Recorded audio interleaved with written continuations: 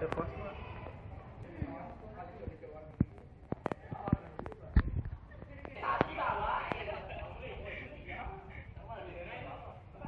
Kami setelah diperbolehkan untuk menggambar ataupun mengkreasikan kelas kami masing-masing, kami merasa bahwa ini merupakan langkah yang terbaik sehingga kita dapat lebih konsentrasi dan lebih nyaman dalam proses belajar mengajar.